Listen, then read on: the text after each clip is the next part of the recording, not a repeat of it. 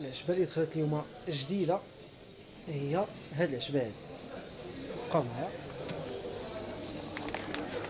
هي هادي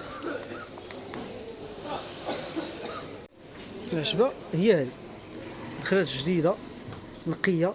الهندباء هذه مهمه، كتحيد يعني كتنقي الجسم من السموم، ومزيانه على حساب الناس اللي عندهم الكبد فيهم داك التشحم، ومزيانه الناس اللي عندهم الهضم يعني ضعيف، ومزيان حتى الناس اللي عندهم القلب من ضغط الدم مجهد، او لا عندهم ضربات القلب مجهده، او لا عندهم دوك العروقه مزيرين ديال القلب، ومزيان حتى المفاصل.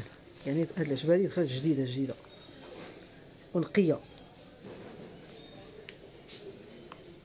طريقه الاستعمال ديالها راه كتشدو واحد المعلقه، يعني بحال قلتي معلقه كبيره، يعني بحال قلتي كما كنخدموا بالطريقه ديال اللويزه.